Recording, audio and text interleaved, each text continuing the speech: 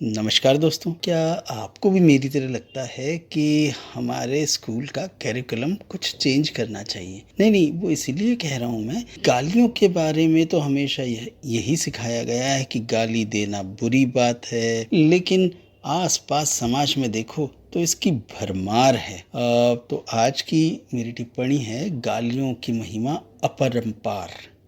गाली भी एक वाद है जो किसी भी वाद में नहीं अटाते, वह गालीवाद का सहारा लेते हैं और सबको जम कर गाली देते हैं। क्या है कि किसी को गाली देने से अपनी कुंठित ऊर्जा जो है निकल जाती है, मन की भड़ास बाहर आ जाती है और लोग हल्कापन महसूस करते हैं।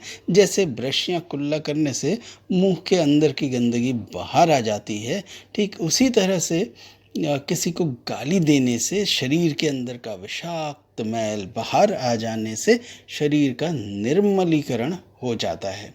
जैसे समाजवाद, साम्यवाद, धनवाद, डन्नवाद, फांसीवाद, मार्क्सवाद, निरंकुशवाद है, उसी तरह गालीवाद है। जितना भी कोई पढ़ा लिखा या शिक्षित क्यों ना हो, यदि उसे गाली बकना नहीं आया तो वह लल्लू राम है। इसलिए दुनिया के साथ सुर, ताल और कदम मिलाकर चलना है तो गाली शास्त्र में डिप्लोमा करना जरूरी है। जैसे बीए पास करने के बाद बहुत से लोग बीएड का कोर्स कर लेते हैं, ठीक वैसे ही शिक्षित हो या अशिक्षित सभी को गालियोलॉजी में डिप्लोमा कर ही लेना चाहिए, नहीं तो जीवन व्यर्थ है। वैसे भी गालियोलॉजी में डिप्लोमा करने के लिए कोई वांछनीय योग्यता नहीं है, बस आपको बोलना आना चाहिए और गाली को रटना आना चाहिए। बाकी तो गाली का ABCD आपको पड़ोसी और समाज सिखा ही देगा। गालीवाद में विद्वता हासिल करने के लिए आज आप जिस शहर में रहते हैं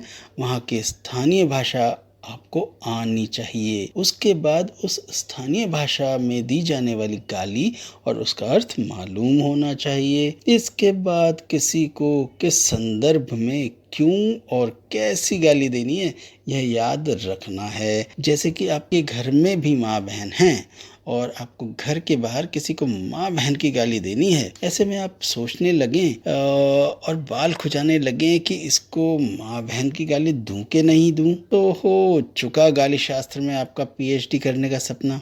हाँ, बस शर्त ये है कि जब आप किसी को माँ बहन की गाली दो तो बदले में जब वो आपको पलटकर माँ बहन की गाली दे तो उसको सुनने, सहन करने और बचाने की हिम्मत आप में होनी चाहिए। नहीं तो सारे किए कराए पर पानी फिर जाएगा और गालीवाद चूल्हे में धूं धूं कर कर जलने लगेगा। अंग्रेजी गालियां तो माशाल्लाह बहुत ही VIP होती हैं। ये आपको डिक्शनरी और गूगल में अर्थ सहित मिल जाएंगे। स्थानीय भाषा में गाली देनी है, वह भी मुहावरे के साथ, तो आपको बड़े बूढ़ों के साथ संगत करनी पड़ेगी। अब बड़े बूढ़े आज भले ही कब्र में पांव लटकाए बैठे हों, पर कल अपने विगत में ये गालियों के बेताज बादशाह रहे होंगे। इनको खैनी, सुरती, भांग या बीड़ी पिलाकर इन बूढ़े बड़ों से गालियों के एक से एक दिव्य मंत्र आप ले सकते हैं। गाली सीखने के लिए भी किसी को गुरु बनाना जरूरी है। यहाँ हर कोई गालियों का द्रोणाचार्य तो नहीं होता,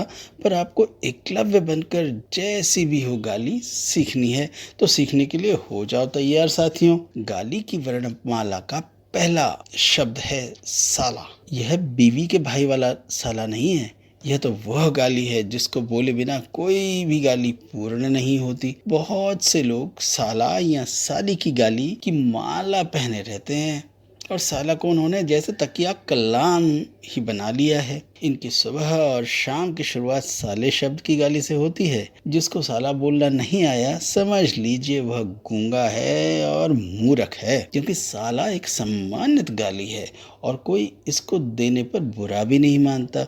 साले की तो ऐसी की तैसी। तो साला तो गाली वर्णमाला का पहला अक्षर है, जिसको बोलना और लिखना आ जाने के बाद धीरे धीरे बाकी सब गालियां बोलनी अपने आप आ जाएंगी। गालीवाद में प्रयोगात्मक परीक्षाएं ने प्रैक्टिकल के तौर पर मौखिक परीक्षा भी ली जाती है। जिसने सर से फर्राटेदार गाली बकी और साथ में अपने हाथ पैरों का भी जोर आजमाइश करके मुक्कालात भी कर लिया। समझो, उसने गालियोलॉजी में पीएचडी कर ली और वह भी A+ श्रेणी के साथ। उसने जीवन में गंगा नहा ली और वैतरणी पार कर ली। तो दोस्तों, जय हो गालीवाद। कैसी लगी गालीवाद पे ये टिप्पणी जरूर बताइएगा। नमस्कार।